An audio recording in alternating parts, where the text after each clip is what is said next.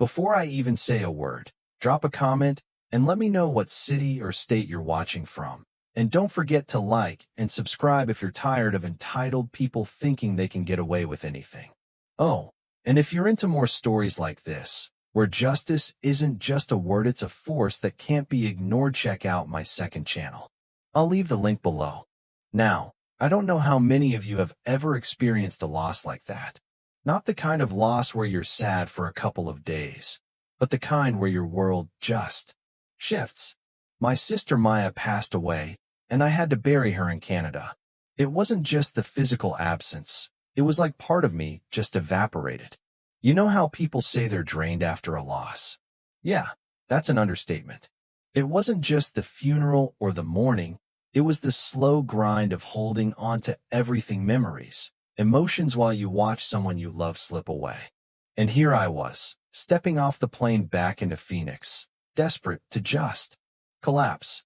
I thought, maybe I'll float in my pool for a couple of hours. Maya loved that pool. It was her thing, sitting on that float, reading her books while I grilled something ridiculous on the barbecue. It was the one place she could truly unwind. So I figured a few hours of that could help me forget, just for a bit. But when my Uber pulled up to Sagebrush Lane, something felt off. There were more cars than usual, scattered along the street. Weird, but I figured Mrs. Henderson from down the block was having another one of her book club meetings, so I didn't pay much attention. But when I grabbed my luggage and made my way up the walkway, that's when I heard it. The unmistakable sound of children splashing, laughing. My blood ran cold. I stopped dead in my tracks. My pool was supposed to be empty. It always was. Who the hell was in my backyard? Was someone stealing my stuff? I dropped my luggage at the front door and headed straight for the backyard. My heart was pounding, rage, confusion, disbelief. And that's when I saw it. My pool. The one I'd spent $15,000 renovating. The one I cherished. The one I had my own damn memories in, full of kids. Not just one or two, but 8. 8 kids, probably ranging from 5 to 12, swimming, splashing around like they owned the place. And standing at the edge of my pool, wearing this hideous floral swimsuit, was Brenda Kensington, my next-door neighbor. Late 60s, bleach blonde bob, skin wrinkled like she had a permanent frown, always with some sort of attitude like she was doing the world a favor by just existing. I've had issues with Brenda before: complaints about my music being too loud at 2 p.m. on a Saturday, her passive-aggressive notes about my landscaping truck parking too close to her precious flowers, and God knows what else. But this was a new level of audacity. "All right, Emma, head up when you breathe," Brenda called out to one of the kids who was struggling with her stroke, holding a sign that read "Saw Swim Training Saw" in big red letters. And I kid you not, Brenda had a fanny pack slung around her waist, and it was bulging.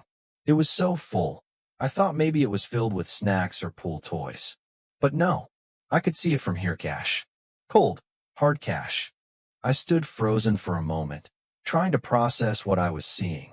It was like waking up and finding out your living room was turned into a strip club while you were at your grandmother's funeral. What the hell is going on here?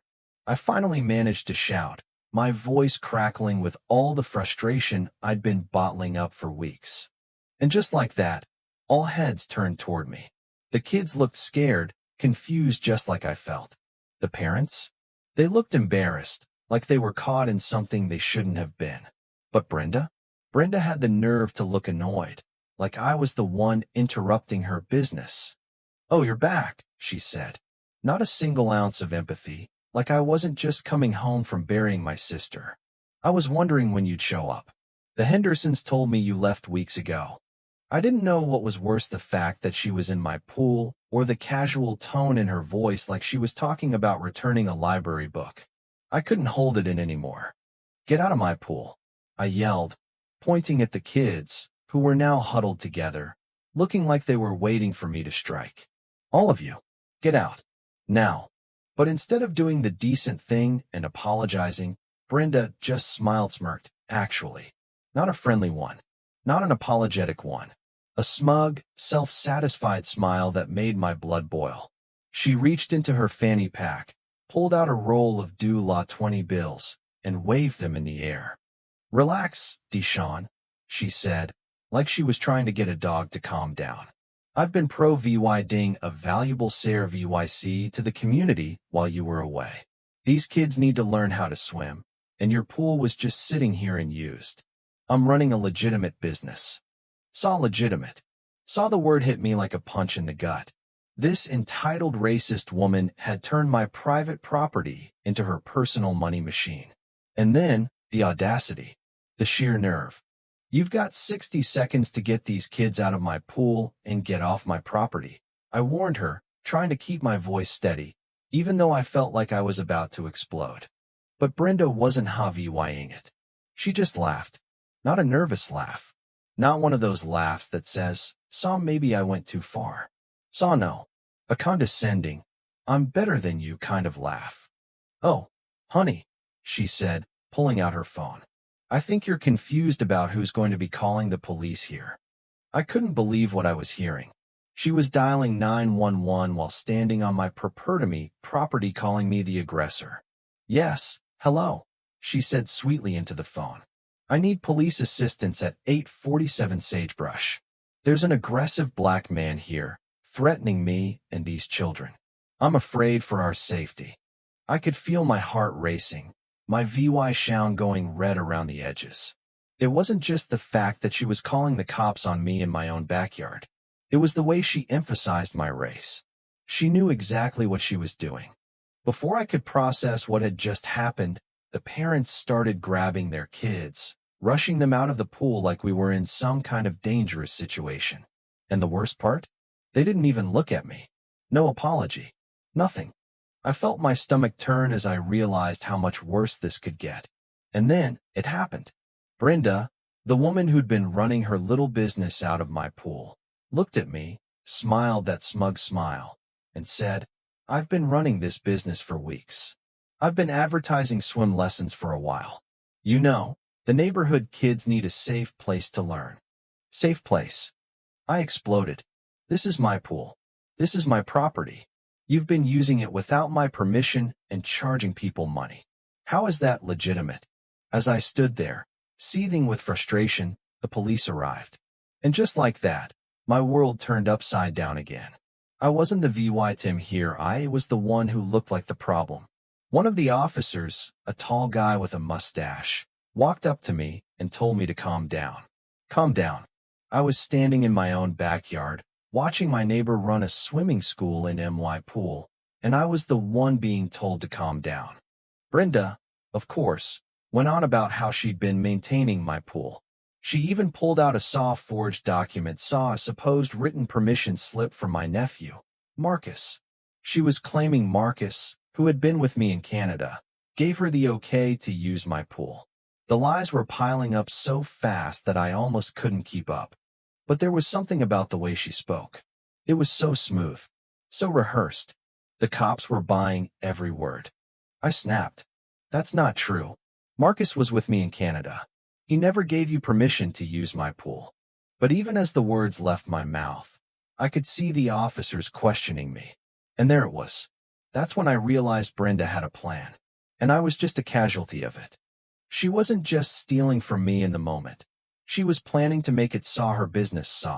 She had been advertising, taking payments, and running the whole show right under my nose.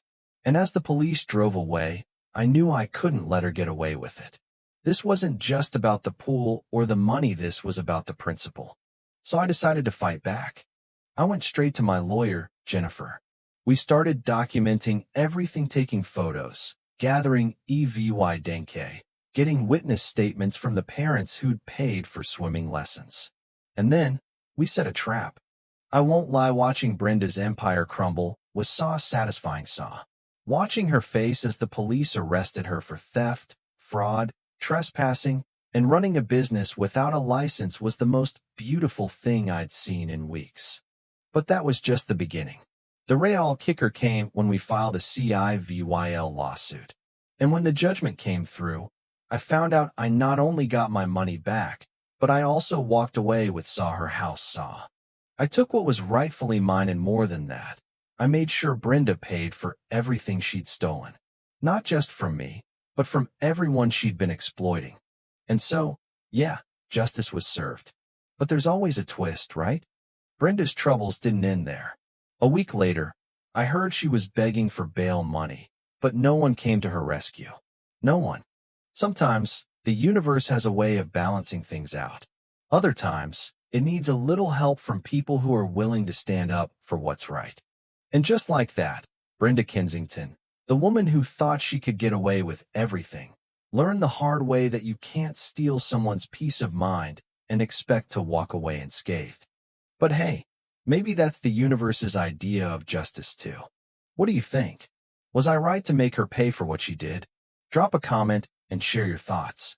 Don't forget to like and subscribe, and check out my other stories for more drama. Thanks for listening to my tale of justice served.